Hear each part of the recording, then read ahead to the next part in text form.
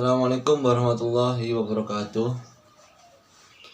Perkenalkan, nama saya Ahmad Abdul Hakim Bayhaqi dari kelas PGMIF. Di sini saya akan menerangkan sedikit tentang pengenalan model pembelajaran melalui media elektronik. Yang pertama yaitu pengertiannya. Dapat kita ketahui bahwa semenjak adanya COVID-19 masuk di Indonesia, menjadikan para peserta didik mulai dari sekolah dasar sampai ke perguruan tinggi semuanya hampir menggunakan media elektronik yang biasa disebut dengan e-learning.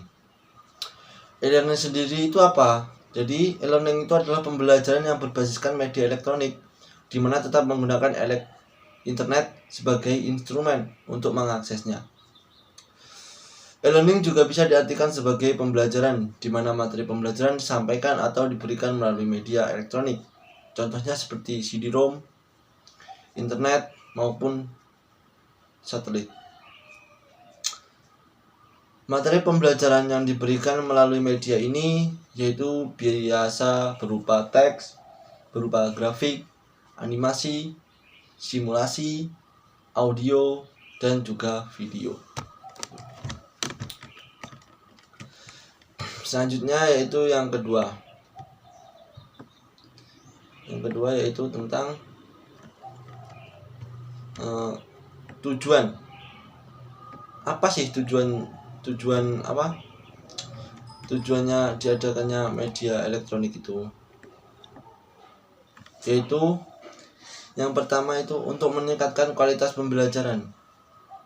Yang kedua, untuk menjadikan peserta didik bisa lebih aktif dan inovatif. Untuk memudahkan akses bagi guru maupun peserta didik untuk mengaksesnya materi melalui internet. Terus selanjutnya yaitu untuk menciptakan dan meningkatkan kompetisi yang positif. Yang terakhir, tujuannya yaitu untuk mengubah kebiasaan pendidik maupun peserta didik dalam proses pembelajaran dari yang konvensional menjadi lebih modern. Nah, itu adalah tujuannya. Terus yang ketiga yaitu karakteristik pembelajaran e-learning. Pembelajaran e-learning itu mempunyai dua sifat, yaitu yang pertama bersifat statis, yaitu sebagai penunjang kegiatan belajar mengajar di kelas, dan yang satunya lagi bersifat dinamis.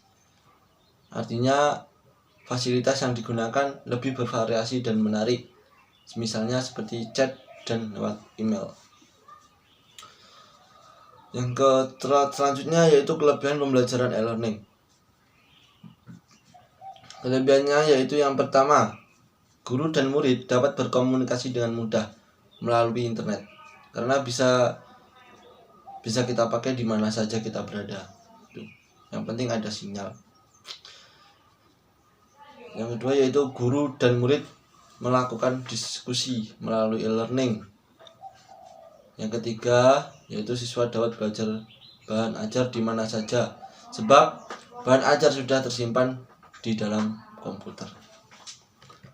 Yang kelima yaitu kekurangan pembelajaran e-learning. Walaupun banyak kelebihannya, di sisi lain e-learning juga memiliki beberapa kekurangan, yaitu salah satunya memerlukan sinyal atau jaringan internet yang stabil untuk mengaksesnya. Tidak semua daerah itu memiliki sinyal untuk mengaksesnya. Banyak daerah yang pelosok-pelosok itu jarang yang bisa untuk mengaksesnya. Yang kedua yaitu siswa tidak memiliki motivasi tinggi untuk belajar, karena semua yaitu mencari jawaban soal di Google. Semua saling bergantungan di Google kalau lewat media internet itu. Jadi semangat belajar itu kurang. Selanjutnya yaitu kurangnya penguasaan komputer untuk mengakses e-learning, karena banyak orang, gak semua orang itu memiliki komputer. Itu selanjutnya apa tadi selanjutnya?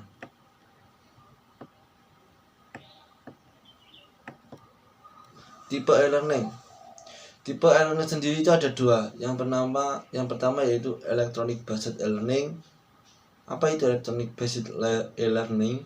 Yaitu pembelajaran yang memanfaatkan teknologi, baik teknologi komunikasi maupun teknologi informasi dan elektronik. Misalnya seperti kaset, komputer, internet, dan video. Terus yang terakhir yaitu komponen e-learning.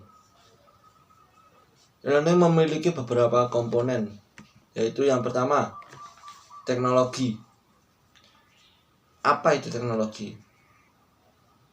Jika tidak ada yang tahu apa pengertiannya, jadi teknologi itu adalah suatu ilmu pengetahuan untuk mempelajari sebuah keterampilan dengan upaya menciptakan alat untuk memudahkan pekerjaan manusia. Komponen yang kedua yaitu materi belajar. Materi belajar itu yang akan disampaikan yang berada dalam sistem e-learning disebut dengan learning management system atau sebagai software, baik berupa multimedia maupun teks. Yang ketiga yaitu komponen desain pembelajaran. Pembelajaran yang akan dilakukan harus dirancang atau didesain terlebih dahulu supaya dapat mencapai tujuan yang telah ditentukan dari awal dan berjalan dengan lancar. Selanjutnya yaitu fungsi dari e-learning itu apa saja. Jadi e-learning sendiri memiliki 3 fungsi. Yang pertama yaitu fungsinya sebagai suplemen atau penggunaan e-learning digunakan sebagai tambahan manakala peserta didik itu memilih untuk memanfaatkan materi pembelajaran berbasis elektronik. Yang kedua yaitu fungsi komplement atau pelengkap. Artinya apa? Penggunaan pembelajaran berbasis elektronik ini bisa digunakan oleh pendidik dan peserta didik untuk melengkapi bahan ajar maupun materi pembelajaran. Yang ketiga yaitu pengganti atau substitusi. Apa itu pengganti atau substitusi itu? Pengganti atau substitusi itu yaitu penggunaan pembelajaran berbasis elektronik. Hal ini digunakan sebagai pengganti pembelajaran yang dilakukan secara tatap muka. Hal tersebut sesuai dengan kondisi saat ini, di mana Indonesia sekarang ini sedang dilanda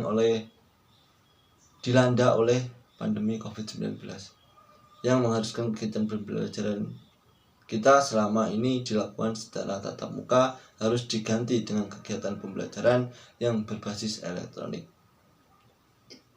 Selanjutnya yaitu akan disampaikan oleh Mbak Rofi. Terima kasih. Selanjutnya, saya Asmidati Rofiatul Hikmah dengan NIM 203192209 akan melanjutkan presentasi mengenai pengenalan model pembelajaran melalui internet. Internet atau yang lebih dikenal dalam bahasa Inggrisnya adalah International Networking merupakan jaringan yang bersifat global di mana menyangkut berbagai macam informasi yang ada di dalamnya. Internet merupakan jaringan komputer yang tentunya itu tadi sangat besar ataupun global di mana jaringan tersebut terdiri dari jaringan lain yang lebih kecil dan saling terhubung satu dengan yang lainnya. Di mana model pembelajaran melalui internet ini dibagi menjadi 3. Yang pertama adalah web course. Web course merupakan proses pemakaian internet yang digunakan untuk pembelajaran, di mana semua kegiatan belajar mengajar disampaikan sepenuhnya melalui internet. Baik itu dari diskusi, kemudian tugas, bahkan ujian pun juga disampaikan melalui internet. Kegiatan pembelajaran secara keseluruhan dilaksanakan baik melalui online conference, email, ataupun rooms, bahkan chat. Bentuk komunikasi yang digunakan oleh model pembelajaran web course ini lebih banyak menggunakan bentuk komunikasi asynchronous. Artinya, ketika guru memberikan materi pembelajaran ataupun soal, siswa bebas mengaksesnya tidak harus di waktu itu juga. Dan salah satu aplikasi yang bisa digunakan dari model ini adalah Virtual University atau Virtual Campus. Kemudian, model pembelajaran yang kedua adalah Web-Centric Course.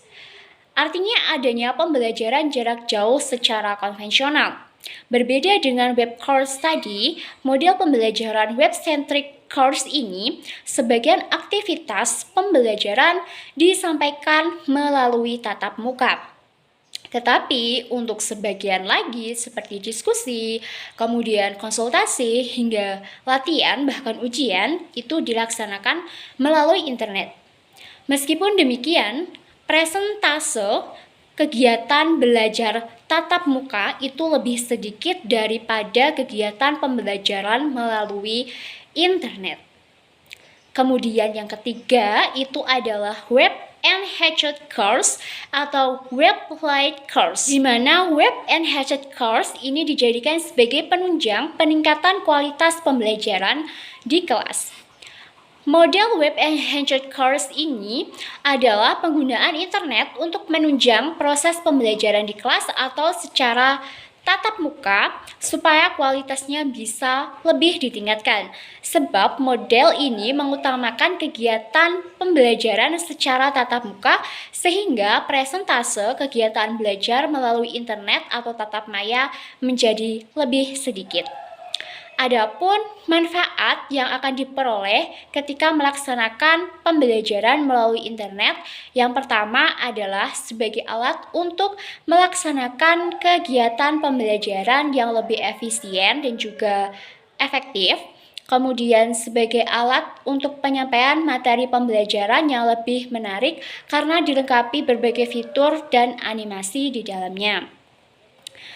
Kemudian sebagai penunjang atau penyempurna materi jika materi yang ada di buku itu kurang lengkap. Sedangkan kekurangan pembelajaran melalui internet, yang pertama adalah pembelajaran melalui internet akan membuat siswa malas untuk berpikir dan belajar secara konvensional sebab hanya mengandalkan dari internet.